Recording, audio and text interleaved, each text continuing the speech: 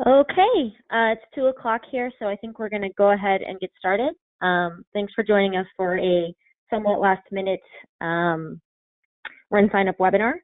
The reason we're doing this today and on kind of a quick timeline is to try to get some information out as quickly as possible about possible relief options for small businesses across the board, but from our perspective in our industry. And we have a customer who is a race timer, understands the industry, but also works in banking, and so he has some insight into how this process is working and what you guys might need to know to make sense of this. So most of this today is going to be run by Sean Doherty. He'll jump on in just a second, and then we also have Kevin Harris from our team on to talk about some of what this process has looked like as he's seen it. A couple of quick notes off the top. If you guys have questions, there is a question module on your information. You can put any questions into there, type them into us, and we will take a look at questions at the end and answer as many as we can. We will also be sending out this video as a recording, so you will get to follow up on this later. The last thing that I would say is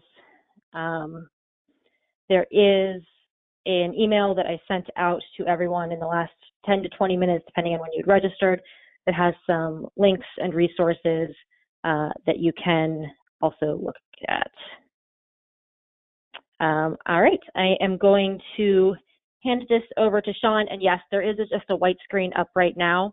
That screen is just for notes from Sean, so you will see some notes from him a little bit later. Sean?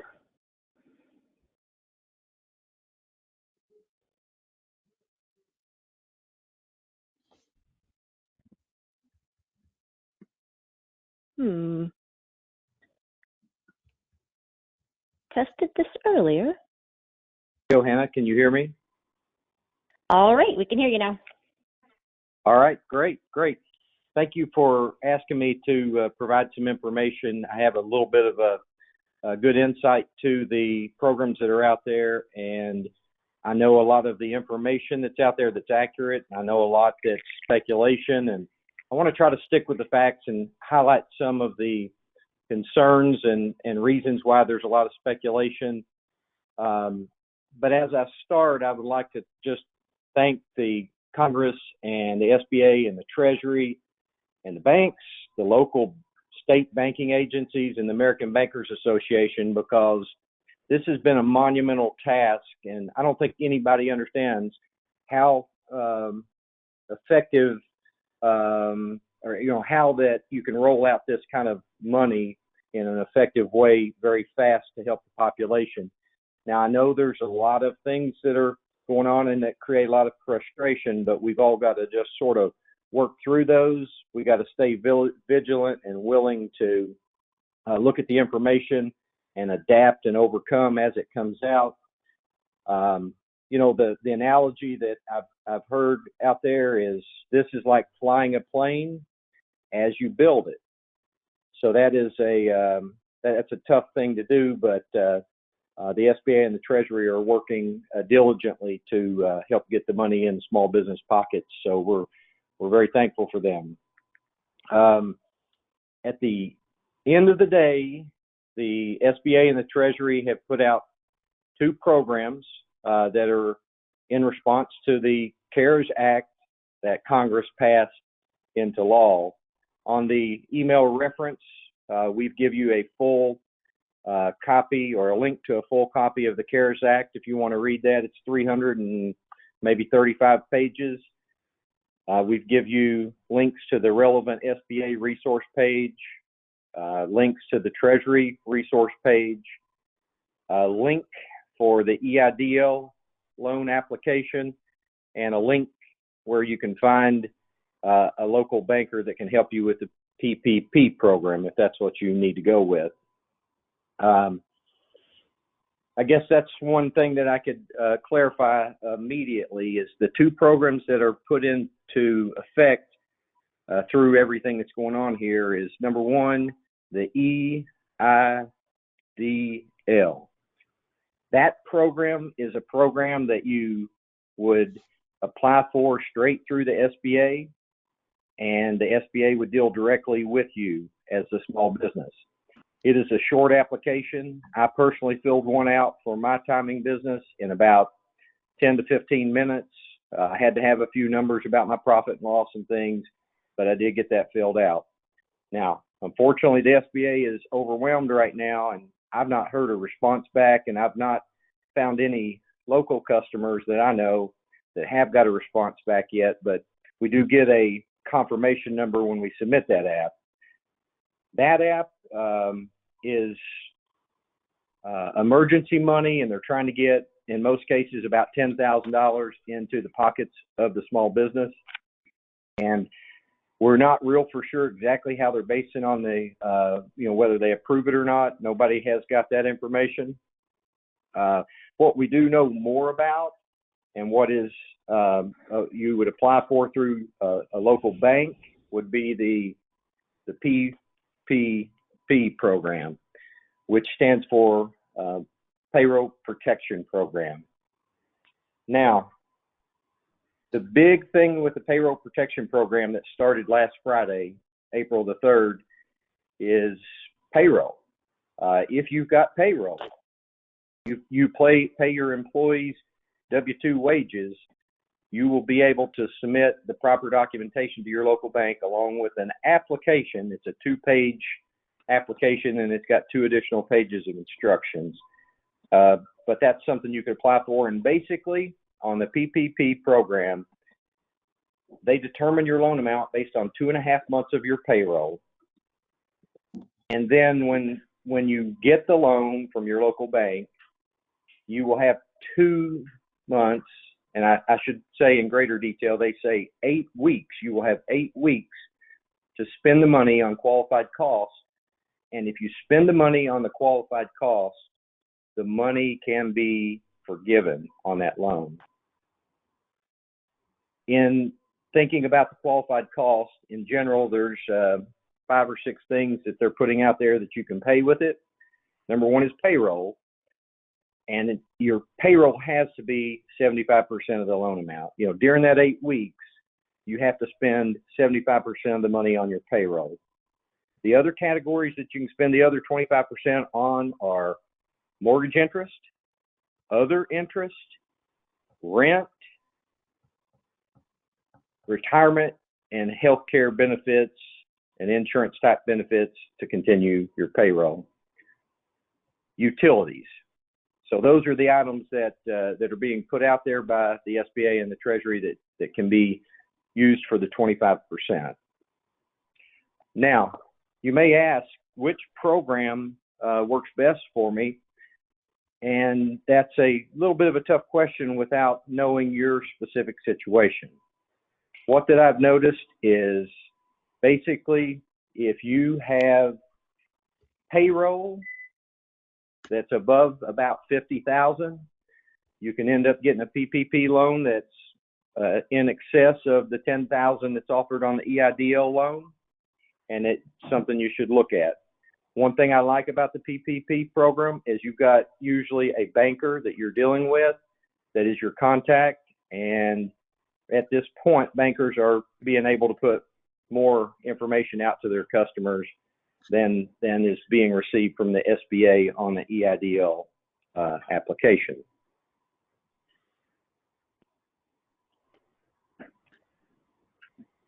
Now, on the Payroll Protection Program, what started last Friday, April the 3rd, is mostly for businesses with payroll.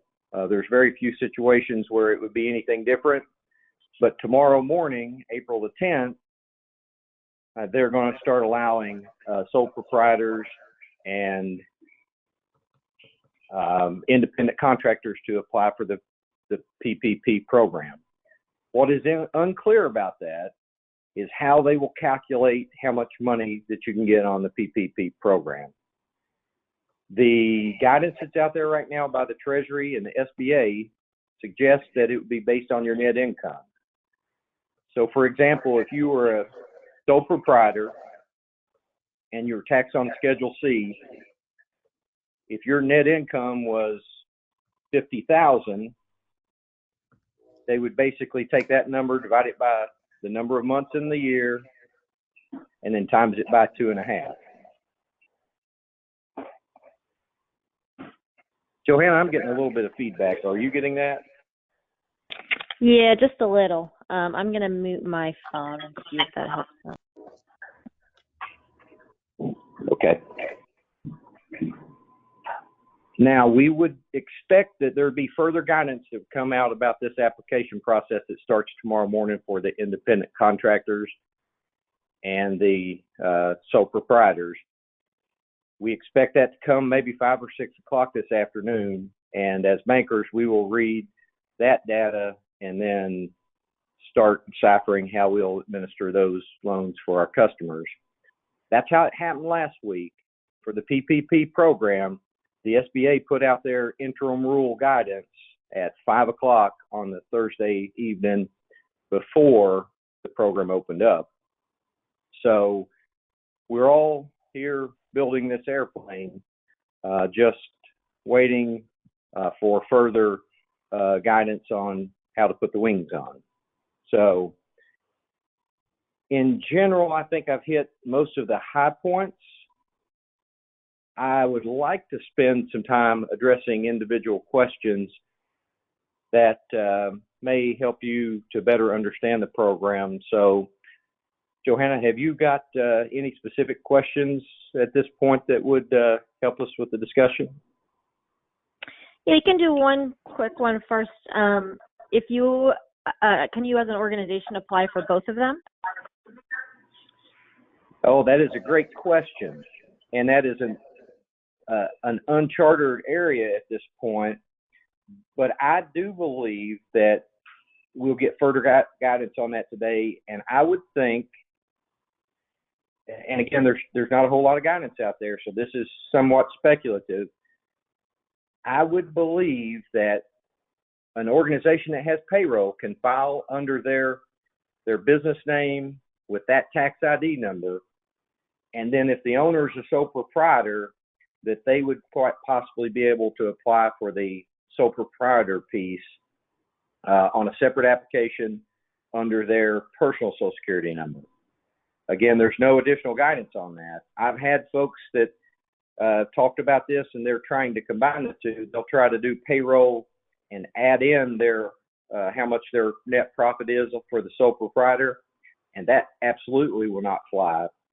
But I believe with the sole proprietor piece that's coming out tomorrow morning that we'll be able to apply for, that you would be able to make a separate application for you personally, because I believe you are a different entity, recognized as a different entity than your business that has a different tax ID number.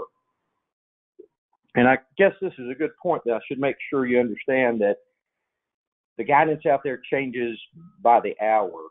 We're getting publications left and right. So I want to give you general knowledge, but please make sure and go research, talk to your local banker for advice, talk to your CPA. The CPAs are somebody I should thank in this process as well, because the people who've been able to apply quickly had good CPAs that's helped them with calculating things and getting the right documents out. So kudos to those CPAs. I know some of them that have been working super overtime to make sure their customers are taken care of. But yes, that's a great question. I think that answers it, Johanna. Does that, do you have any other questions or thoughts about that? Yeah, that sounds good on that one. We got a bunch of questions coming through. So, how much of the EIDL is forgivable, or is it forgivable? Okay, so that's another example of there's misguidance out there. There was, and I say misguidance, there's publications from the SBA and the Treasury that actually at some points conflicted each other.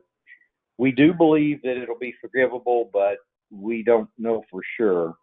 The SBA has not, again, responded to anyone that I know of who's applied for the EIDL, but we do believe that it will be forgivable.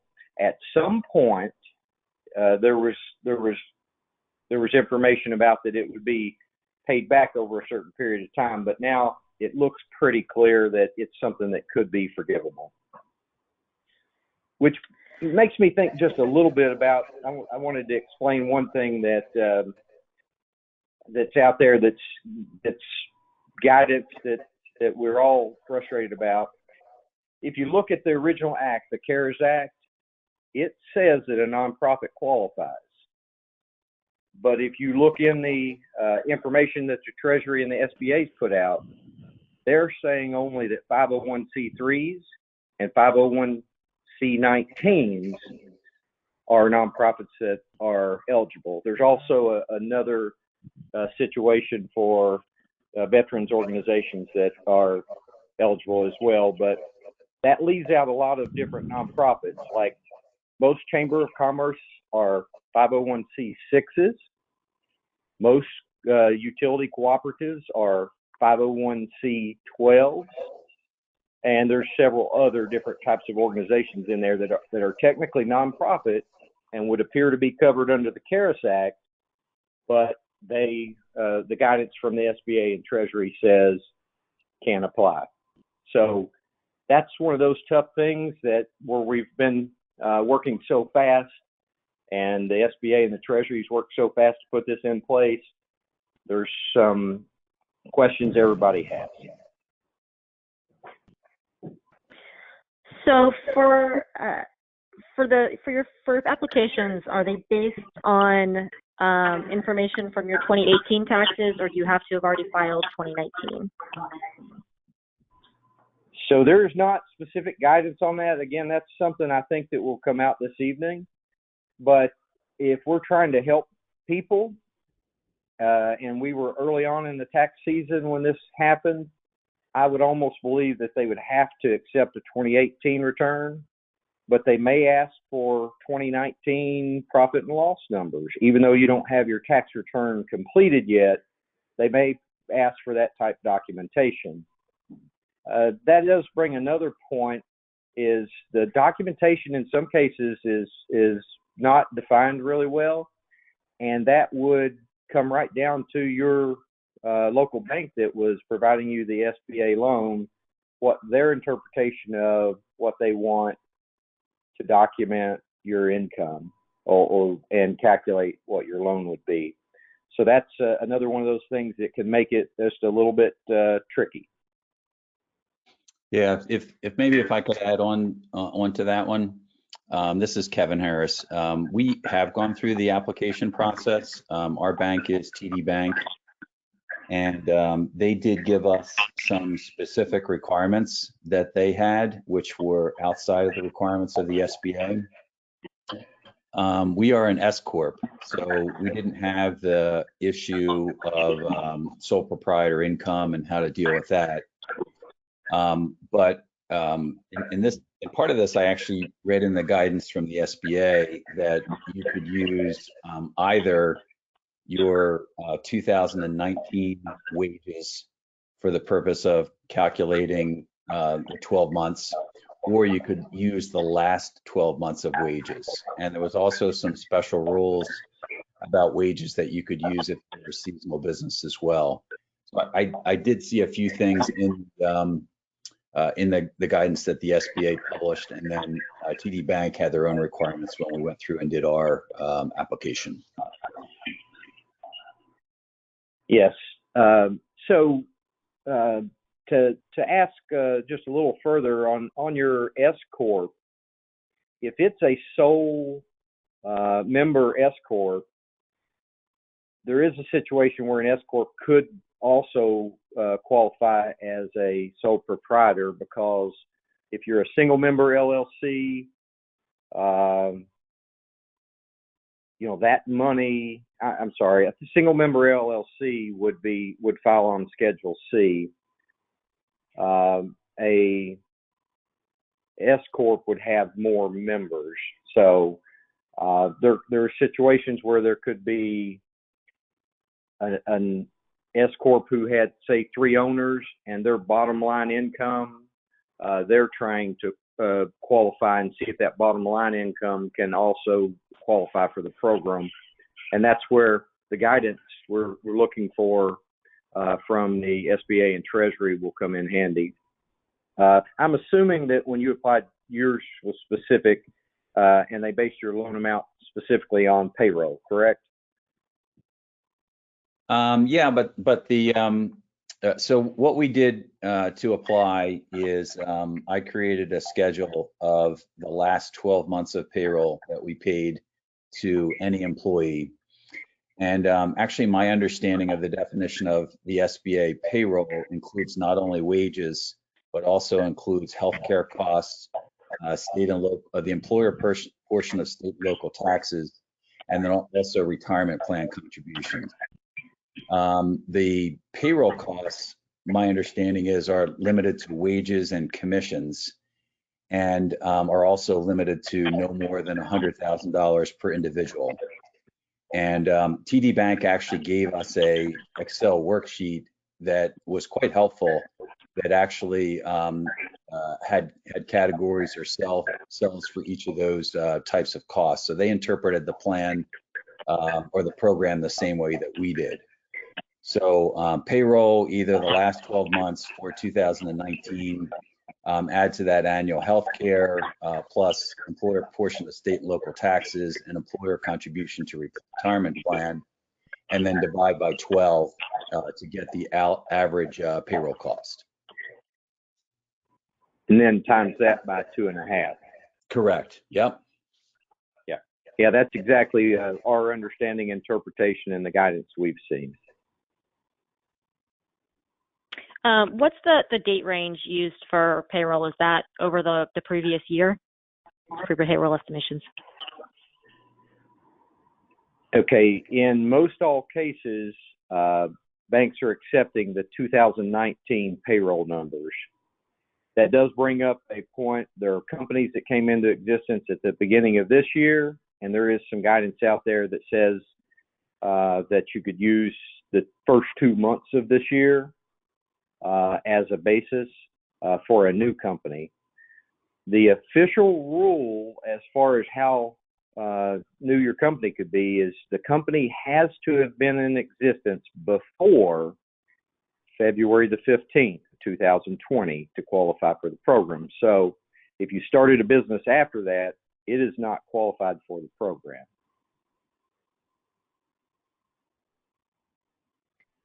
Yeah, one addition to that, and this is probably a belt and suspenders approach by TD Bank or part of their specific requirements. We used the last 12 months of salary, and that's was the suggestion that they gave us. I had read in the SBA rules that you could choose between 2019 wages or last 12 months. And then the other part that they asked for us was our quarterly 940 and 941 returns as a way to demonstrate or prove the amount of salary that we were reporting or we were asking for was consistent with what we had actually reported to the government. So what happens with a company whose employees are all contractors and not official employees? Do they have any way to apply? Yes, if it's a sole proprietor, they can apply for the program starting tomorrow, and that would be what we are waiting on guidance for. But we would believe that their net income is what they would base the calculations on. So if it was net income for 2019, they'd take that number, divide it by 12, and then times it by 2. But we're waiting on guidance for that.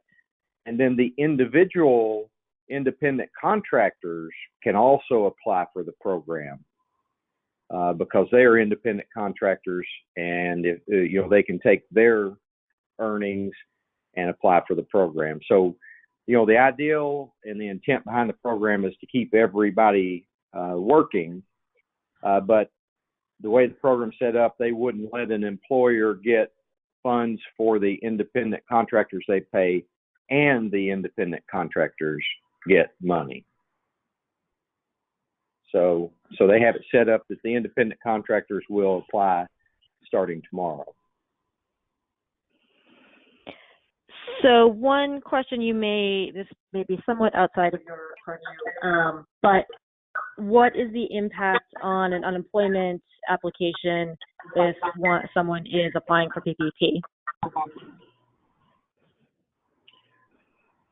Yes, the whole idea behind PPP is to keep people working. So if you've got 10 employees today, they want to see you keep 10 employees and want you to try to keep those employees with these funds that you're getting.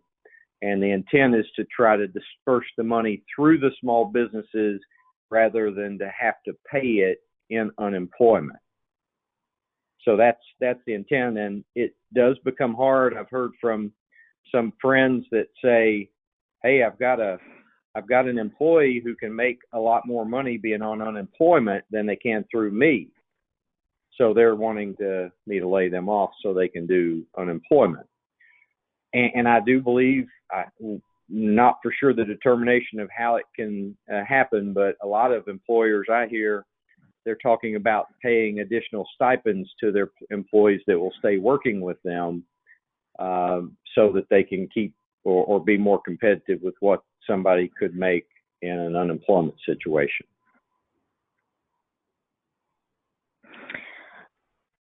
So if a bunch of companies are sole proprietors who don't have any technical employees other than themselves, so can they use it for payroll expense for themselves?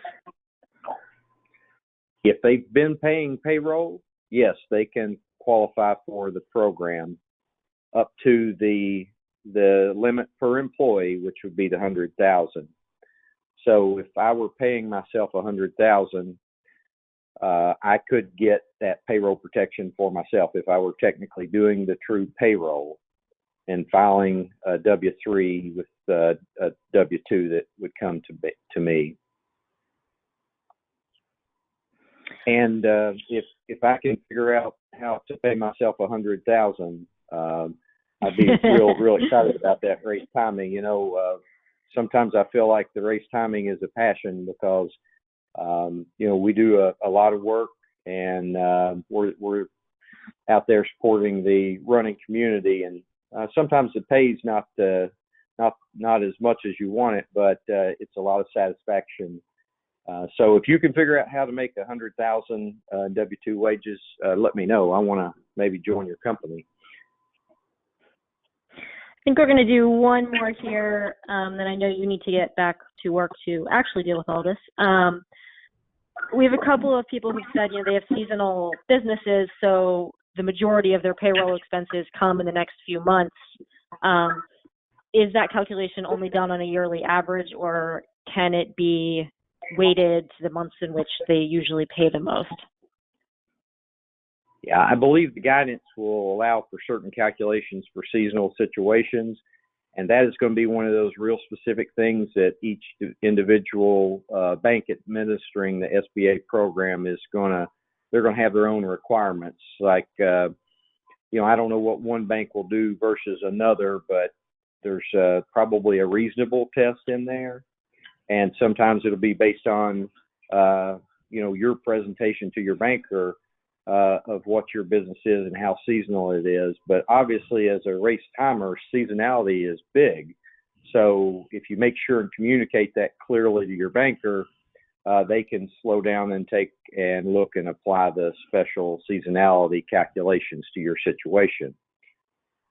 If they don't, where they're working so fast, their mindset is, the annual payment, that you got to make sure you specifically communicate to them the seasonality. So if you need to jump off to go to work, you can do that. I want to give Kevin a few more minutes to see if he has any other thoughts he wants to share about his experience going through the process.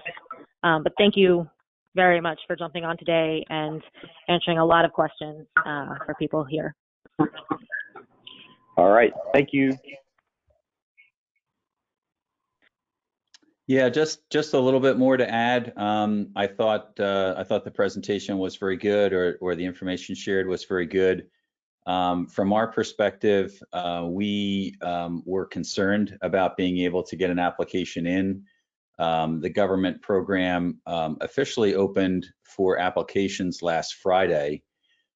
We found that our bank wasn't ready last Friday. And in fact, we got to the point where we were concerned about getting it filed. So we were looking at other banks to see whether or not we might be able to file with another bank. And what we found was that most banks have a requirement that you are already a customer there.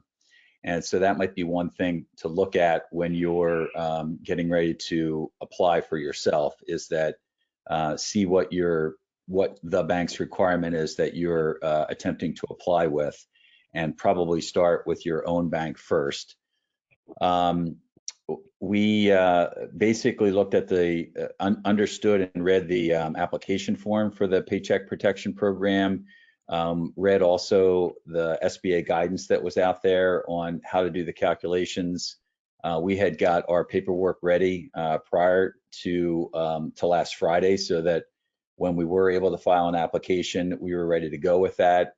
And that paperwork included things like scheduling out your employees and their salaries for the applicable period, having your quarterly payroll tax returns available. Our bank also asked for charter documents. They didn't, in the final application, they didn't end up actually having a place to put them anywhere, but they had asked for them. So understand not only the SBA requirements, but what the requirements are of your bank prior to applying. And then in our case, applications did open up on Monday morning. We were ready to go. So we went ahead and filled out the application. The bank's requirements were a little different and a little bit more than the SBA requirements. It took me a couple of hours to do that application. And then once that application had been filed, we actually did hear from a loan officer that we already knew at TD Bank, who was handling our application. And that was our experience exactly, is that this is not a nameless, faceless process. There is a person at the bank that you'll eventually be able to talk to and be able to work that through. If you've already got a loan officer that you know at the bank and you have questions about the program up front, you might want to give them a call to help understand if your bank has got any specific requirements. And then I have basically followed up with that individual daily to understand where we are in the process. After we filed our application on Monday, we heard back on Tuesday that it had been reviewed by the bank, approved by the bank, and then accepted by the SBA. We were pretty early on in TD's process because we had got the application in basically as soon as they were able to take them on Monday morning. And we understand the next step in the process is for loan documents to be generated. Those loan documents are actually generated by the bank, not the SBA. This is actually a loan with your bank that is guaranteed by the SBA. And so we'll get loan documents from the bank. I've followed up and asked when that will take place, and we don't know the answer to that yet. But the bank tells us that should occur in the next couple of days. And then once the loan documents are executed on, then the money would go directly into our checking account at TD Bank. So that's kind of the process that we filed. My advice to people would be, contact your branch manager, contact your loan officer at the bank to understand what their requirements are. Many of the banks have that online, so you can see what their requirements are to file. Have that paperwork together before you sit down and get ready to fill out your application. And I don't have any more knowledge on this than anyone else, but my suggestion would be get it done sooner rather than later. Right in the SBA documents, it says that funding is limited, and I've heard some folks talking on some of the reports that have been done that when the money runs out, the money runs out. There has been talk about extending the size of the program so that people don't get shut out. But the guidance or the documentation I've seen for the SBA so far say that, it's a limited program and that when the money runs out, the money runs out. So my suggestion would be to work on that sooner rather than later. And I think that's it for me, Johanna. All right. Yeah. So we'll post this webinar as well as the links that I sent out earlier, and any additional information. We'll send it out as an email as well as put it on the blog. As you guys talk to banks and try to go through the process yourself, if you run into information that is helpful or information that has been clarified, feel free to send it over. We are obviously not experts, bank experts, but we will try to continue to share information from people who are as much as possible to try to help you out. Thanks for joining.